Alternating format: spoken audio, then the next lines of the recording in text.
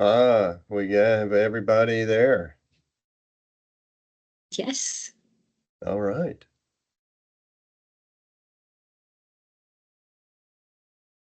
Let's wait till just like 1 minute and then start. Hello, everyone. You can send comments or questions in the chat if you'd like.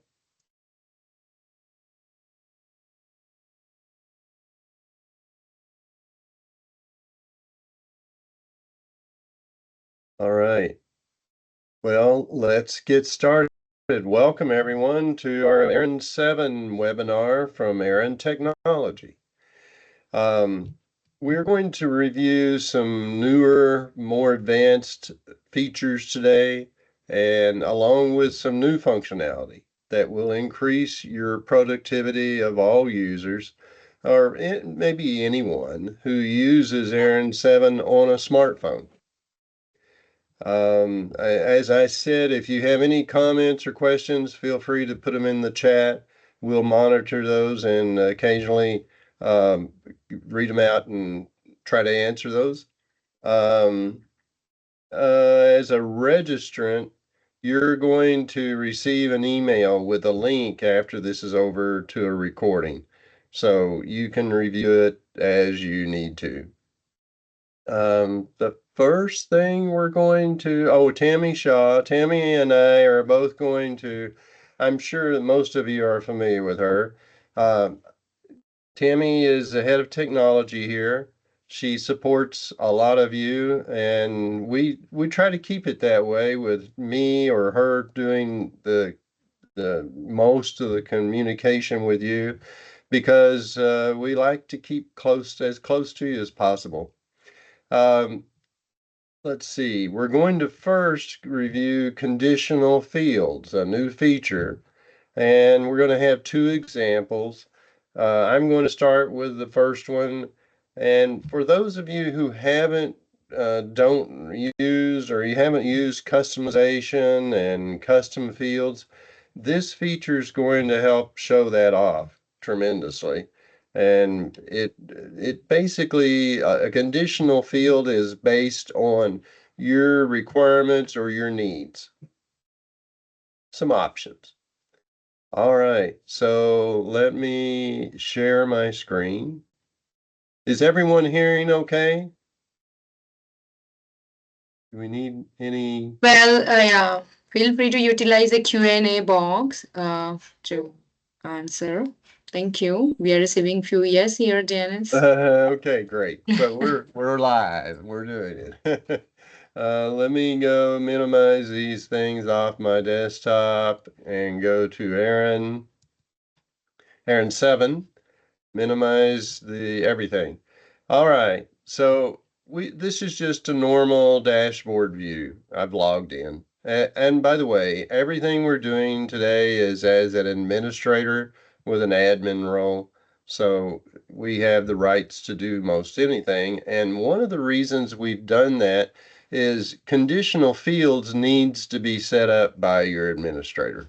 But this will give you some examples of how they're used. And so you can use these examples to help create things in your mind that you may not have thought ERIN was capable of. ERIN7, excuse me. We're going to go to admin over in the nav bar. We're going to go to customization and custom fields. And we're going to add a custom field. Click on the button. We're going to say the module will be a case, and we're going to add a checkbox for this example. And the checkbox, but in the database name, you can type any name that you think makes sense. We're going to actually put the description of it there.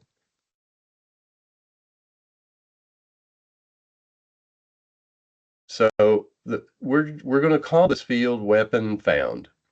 And we're going to put for this checkbox, we're going to put a yes option.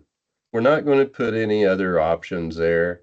It's not required necessarily. Oh, let's make it just conditional, I guess. And we'll put, it's based, we're going to base this on the offense code. It's just an example today, equal to, and we're going to select a code for murder, the generic term here, and in our database. So we save that. So now you see that the field is available, or it's added. Now we go back to admin, customization, screen configurations. Oh, I got to save this. Cancel this and save it. Then we go to screen configurations. And we're going to edit this one that's called the module case for the role admin. And you can do this for any role that you want to. But now you see weapon found is available there as a field that we want possibly to put on our screen. We're going to drop this in right after the offense code to show you the example here and save it. And now let's just look at what adding a new case would be like. Let's see, I don't know if we need a case number, but if we do, we'll add it there. The case date is defaulted to today's date, but the real important part of this option, this example, is entering the offense code murder and watching what happens to the screen. Now you have weapon found popping up, and we'll click yes if you want to. Now that just shows you that it's available, but what good is that? Okay, we're going to give you an example of how that might matter. We're going to go back to customization and custom fields. Going to leave this add case screen. We're going to go to add a custom field and case. Again, that's going to be the same area. We're going to add a drop down. Let's say the database name is type. Well, if I could type, it'd be all right.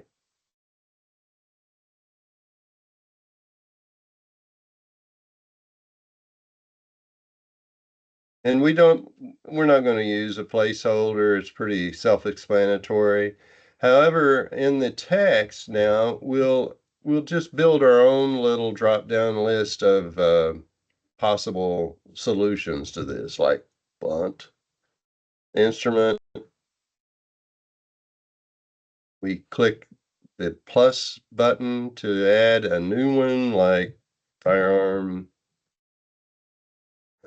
maybe a knife. How about a knife? So that's all. That's all we need. We'll leave the add new option on, and Tammy's going to explain that a little more in detail when she does her example.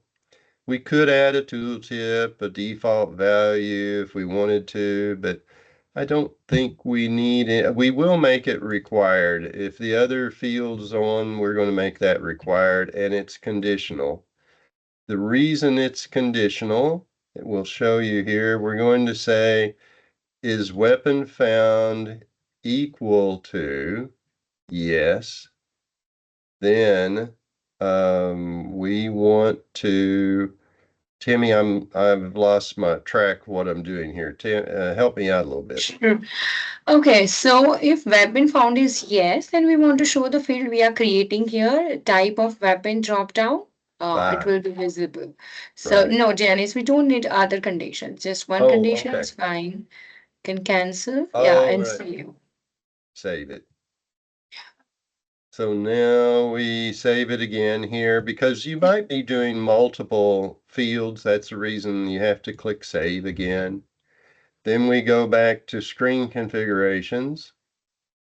And by the way, just as a review, in case you ever want to search any grid that comes up, grid list, you can type that, just put it in there like found. Well, I thought I would have found type. Timmy, what am I doing wrong? Dennis, you are in screen configurations, so you want to Oh, be able to find type. Yeah. oh, yeah, all right. Okay. I'm trying to do the wrong thing here in the place. Okay. I haven't added the type of weapon, so we'll put it right under the weapon it found. And we say save. Then we want to go to Timmy, I need to build that drop-down list. Where did I miss that? You want to build it, Dennis. Now you have to go to add case. Okay. Add case. And enter a case number. And the case date is required. It's there. Now we go to the offense code is murder, the generic one. We say the weapon is found, and you'll see the type of weapon pop up. Now, type of weapon pops up. Um, we already added, I'm sorry, the blunt instrument, the firearm, and the knife.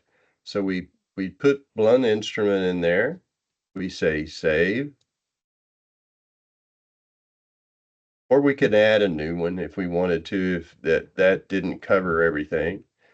Now we can, is there any questions as we go along? Just type them in the chat, and once in a while we'll take a break. Let's go to search case. And we'll build a search. We'll say that the offense code, if it's equal to murder,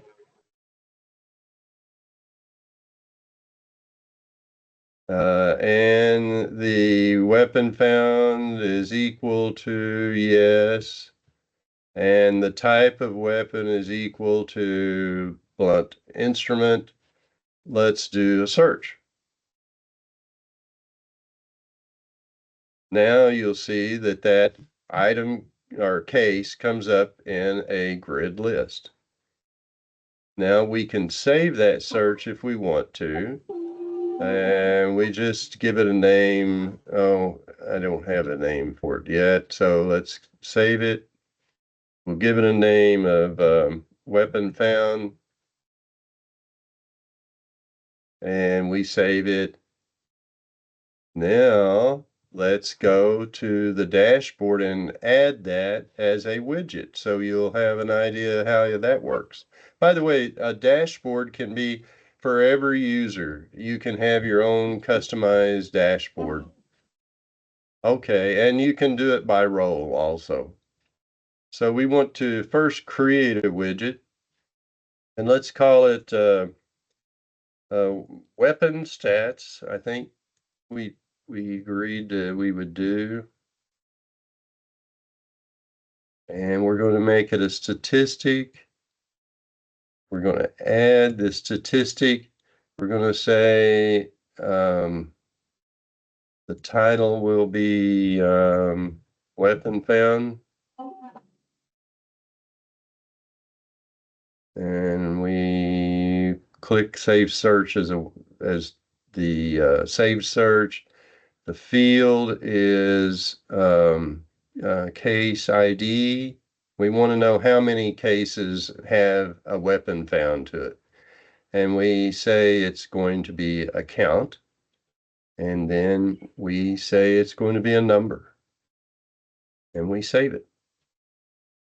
We're going to get assigned, let any role look at this. If you want to limit it, you can change it. But now you see the stats come up, weapon stats come up, and there's a count of 1 to it. It automatically, when you click on it, it'll bring up the search and do the search for you. So I think that's all of example 1. Tammy, did I leave anything out there? No, I think we covered all the features of conditional field, multi-layer conditional fields very well Okay, here. I'll take it back to the dashboard. Have you had any questions so far? No questions yet. Okay, so do you want to control? Tammy will do the next example. Sure. I've requested that. Okay, Tammy has control. All right, I do. Okay, so far we have seen how conditional fields help us with just a specific information which we want to track based on a parent info. The same thing can be done with the form templates as well. Form templates are mainly used for a set of controls for categories. I think many of you are using that already. And there are a wide variety of examples where we may utilize the conditional fields. One popular example of that is a cell phones. Um, Cell phones have many more information which depends on manufacturer and the type of phone, etc. So let's take one example. So to set a conditional field for form template, I will navigate to customization and form template here. And I will pick up an example of cell phone as we've discussed. Right. So let's create the first field, which is a manufacturer for us. All right.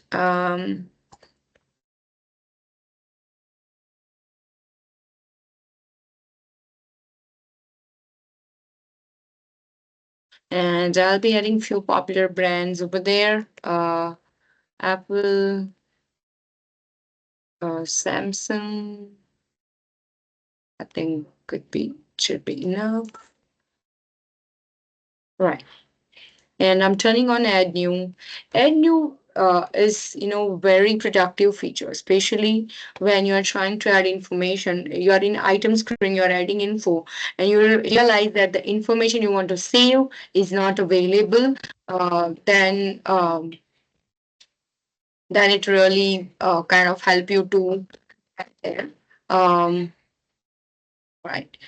So moving on, there is a has default value is if you want to set any default value to this drop down, you can do that. This is not a conditional field, so I won't turn that on, and I'm going to click on save here. So in form templates, we have a way to set this in a screen configuration on a same screen itself. So I'll be moving that to active phase here, and I'll save.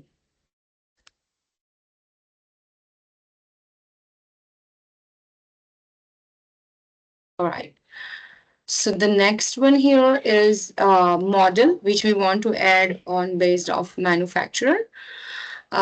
So this is another combo box, but I'm going to digress for a minute to show you one more example or one more feature we have added to the custom fields. So I'm going to pick up one text box here. And here we have added different things like has default value, and this specifically helps when you have a date. So for example, I'm picking up a date here, and if you want to set if you want to allow future dates, it will let you do that. Like you can restrict if your date will only have past date, current date, or future date as well. That you have a control on. And on the default value, that also gives you a very wide options. Like it can be either today's date, days before today. So every time for that date field, if you want to set 5 dates before today, that kind of settings you can do. Also, there are lots of validations or custom validations as well we have added. For example, for the text field, If you want to set any default value, you can do that. Or if you have any, uh, you know, disabled or something, you can do that here as well. All right, so let's come back to the work we were doing. I'll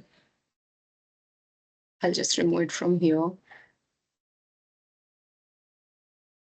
All right, so let me pick up the drop down and I'm going to make this models. So model will be based off manufacturer. So let me add few popular models like iPhone 15, iPhone 15 Pro,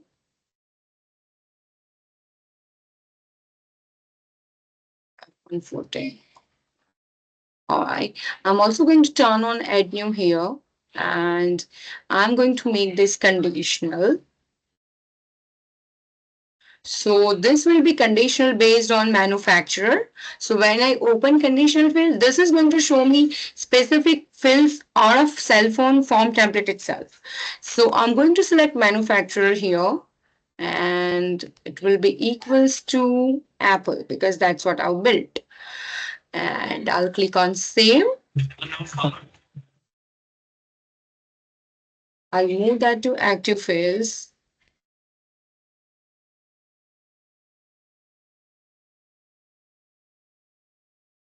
and save. All right. So for the cell phones, we are all set. Let's go and check how it looks. So I'll go to add item here.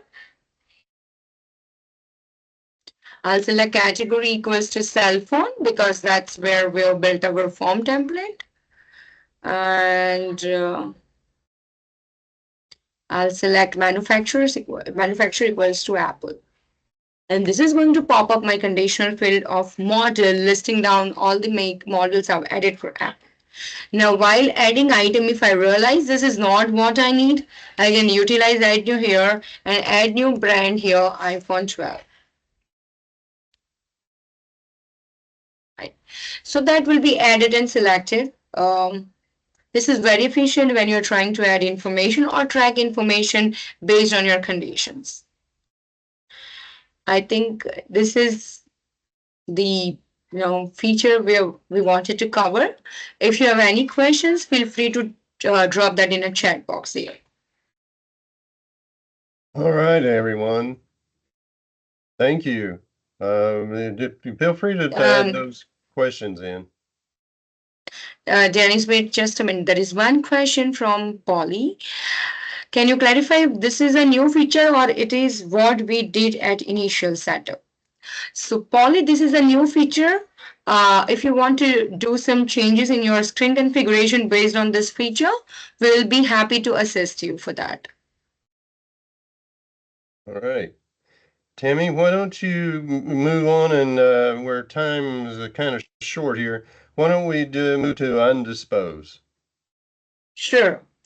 So the next feature we want to cover is the undisposed items. So far, we don't have any. Once you do dispose an item or once you perform any chain of custody, so far we did not have a way to undo that unless you reach out. And we all are humans, we make mistakes, right? Things happen, and there are needs wherein we want to undispose if that's accidentally done. So, undispose is available only for admins at the moment. So, if you have any case like that, you have to reach out to your admin. So let's find out some disposed item and let's try to undispose that. I don't see any here, so I'm going to search for disposed. Right. So maybe let's pick that up. I'm going to select that because I may have to later look for that. I selected that item and in actions, I see undispose. So let me click on that. So when you do undispose, the pop-up comes up which is similar to a check-in item. um I can open that. So here you can also check back in. You can use another custom status maybe which is undisposed because the status is something you build for your agency. I've added one for mine here. which is undispose. I'm selecting who is undisposing, who is suggesting undispose. Then, location, you can select any location or you can choose to store that on a previous location. Right. And then you can have a checked in date here. Add any notes. Tammy, I think this pop-up would be pretty familiar to everyone, right? As far as the fields and everything. Correct. Correct. Set your signature and save. So as soon as you save, it is undisposed, it is gone out of the list. Now let me try to search for that case. I think I've copied that. Save sites I can go. All right, and let me go there. All right. So this I took bicycle is what I've undisposed. It's showing the status of undisposed. Now what's going to happen? Let me look at the chain of custody of this.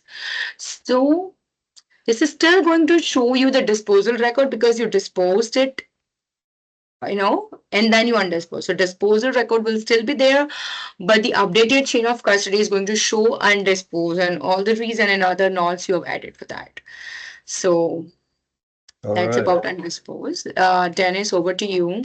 All right, everyone. We're going to kind of speed up here because we definitely want to show you the last feature. Um, the mass update.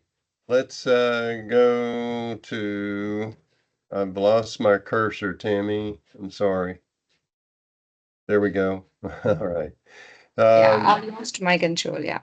I'm sorry. I don't remember, Timmy, what screen I start with for the or the mass update. Oh, I go to Yeah, so view. it will be items, view items. Yeah. Yeah, I've got it. Thank you. Just went blank for a minute there.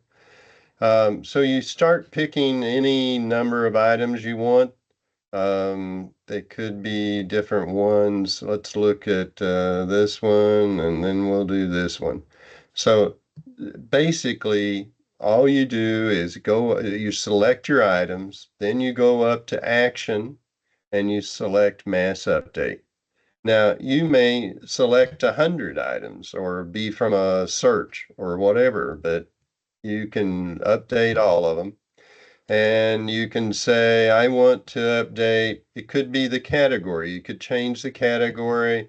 And this time I'm going to do a text box, which is description, so I can show you a couple of other things. This function allows you to append the description in or to replace the description. So I'm going to append it with test. I'm just going to do that for time sake here. Now you'll notice in the description for those three items that I selected is now a test. Okay, that's really the basic thing how mass update works. So now we're ready to go, Tammy, to workflow and task. Sure. So it's been a while since we have a workflows and task into our system, but we kind of thought of considering that for this webinar to spread more awareness of the usage of the workflows and task. So for everyone out there, the workflows are under Janice. I need control. Sorry, I forgot. Oh, I'm sorry. I forgot to give it back to you. Okay, go ahead, Tammy. Thanks. All right. So the workflows are under admin and workflows there. Just a minute, I'll get there. Okay. So workflows are very much useful when you want to get notified about or you want to do automation of the process in your agency. For example, whenever any item is ready for disposal, you want to create a task for admin to review that item. Tammy, That can why don't you just show them the money notification and let's move on. okay. Okay. All right. So we have this one example of money. So admin want to get notified every time when the money item is created. So what happens that here you also have a way to set the email content and email title, what it has to be. And if you see the rule here, whenever any item is created where category equals to money, then the email will be sent. You can also select to create a task here if you want. And whenever, based on the condition, the email will be triggered or the task will be created. Now, Right. talking about task, let me go to task here. All right. So the once a task is created, the people who are part of the task will be notified about that task. They can view task. One task can have a multiple objects attached to that. Like you can create a one single task where 10 items has to be reviewed. And different officers or users can add the comments, do conversations from here, and then at the end, the task can be closed. So this will be a good way of, in-app communication. All right, we went pretty fast through the mass update and workflow and all that. So if you have questions, feel free to ask those. Tammy, do you see any new ones now? No questions right now. Okay, and so Tammy's going to show you the new function that is, we're actually excited about it because we've considered building a separate mobile app to let you do transfers and various activities, actions that you might need. And we've come up with a way to do this all inside ERIN7. So all of your users, anyone who has a smartphone that's iOS or Android, they can use this feature. So Tammy, you want to show that to them?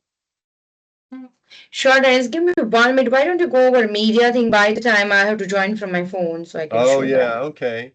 So I just want to show you, let's go to view a case about media and a change that we did to it. It's actually for performance and efficiency, various things that we've had reasons to do this. Let's find an item with some, or a case that has some media. Here's one. And so you go to the media. If you click on the media tab, you get a folder that's pre-built.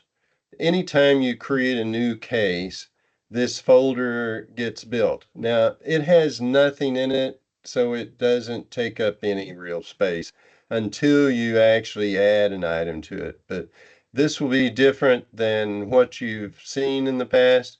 It's we've just this will be much more efficient, and the performance will greatly improve. Tammy, you ready?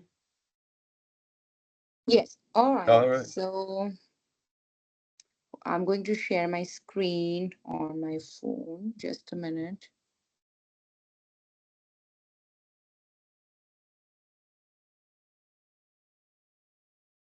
Tammy's going to use her actual mobile phone. She's to do this. Not this is not simulation or anything. It's she's using her personal smartphone. Let me make this bigger, Tammy. Hopefully everyone can see that.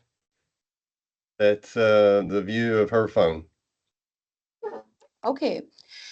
All right, everyone. So, we have introduced scanning items or barcodes using our application on smartphones. This is very efficient in terms when you're working with, inventories because mobiles are, easily movable. You can scan items easily and transfers on the fly. I'll show you how to do that. On this is iPhone. I'm using Safari as a browser because Safari is a native browser to iPhone, and it gives some control on camera access. So let me use Safari, and I'm going to open a new tab, and I'm going to open add-in URL here. This is going to open the login screen. I'll add the login.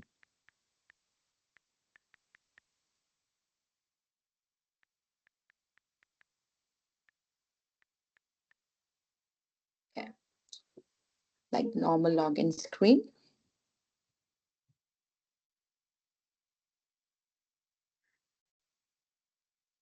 Okay. So those three lines in the corner, that's the navigation. That's going to open navigation. This is a nav bar. I'm already on the scan, but via this nav bar, you can, because the dashboard is a default screen, you can click on scan. It will redirect you to the scan screen.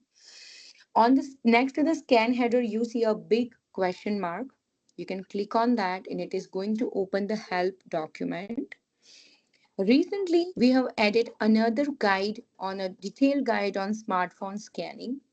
You can navigate by clicking on click here, and Timmy, this give you a, you might want to go back and show them where you clicked it. That didn't show up very well. okay here. Yeah. We have a note and click here. All right. There you go. All right. So this has a detailed guide on how, what settings you have to use to allow your camera to access via your browser, how to create a shortcut on the desktop like this. So it opens up all, you don't have to go to browser all the time. You can open that directly. Uh, all the details are covered in this help guide. Let's come back to ERIN7. Just a minute, sorry. Looks like I have to re-log in. Um,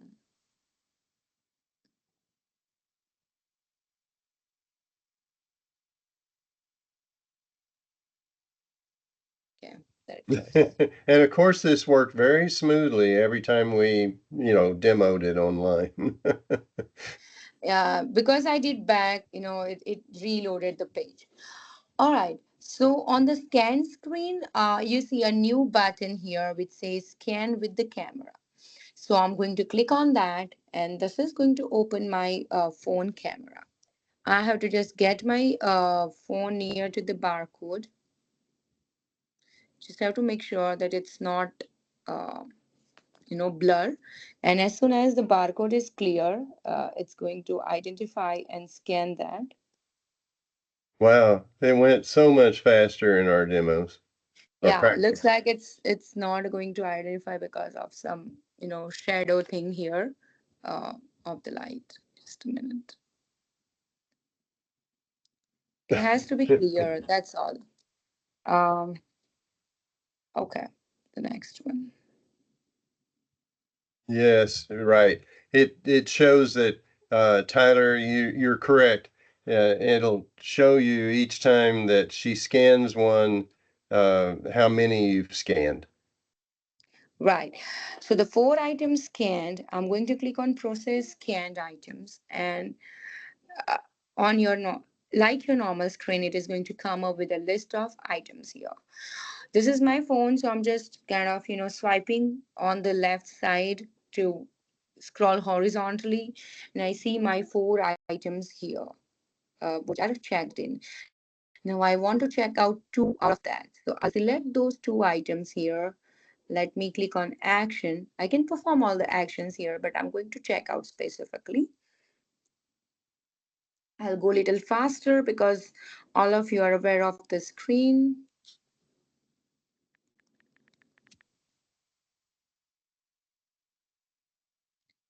Or also you can use your finger to sign, and I'm going to click on save. Yeah, so it has checked out those two items, and if I scroll again, it shows me those two items status is a crime lab, and that's checked out already. So not just limited to this, on your phone you can do a lot more operations, like you can add new case, add new item, perform change of status, do scanning and inventories, and all that with ease of use. You don't need any different applications, or you don't have to wait for updates to the application. This is our main add-in system, which you just access on your phone with all fully featured, whatever you have on your browsers. Right. We have a competitor that uses a smartphone app. Timmy, let's close this all out and go back to the screen that I had there. Oh, there we go. But the problem with that too, it works. I'm sure it works fine, but there's a big lag sometimes. If you, let's say they add conditional fields, well, they have to add it to the mobile app also. And that's not a simple process. So it can be months before the app, the mobile app, gets caught up with the main application. So anyway, you don't have to worry about any of that. It's all combined. It's all at no extra charge to you, but it just adds to the features of the product altogether. Anybody have any other questions? I've run over. I apologize for that, but hopefully it was beneficial to you. And if you have any questions, we want to thank you, by the way, for attending today. And if you have any questions, feel free to call us. We'll even do special sessions with you or just answer questions. Anyone else have a question? Okay. Well, thank you and have a good day, everyone. Yes, Melody, the training was 1 hour, but I think we've covered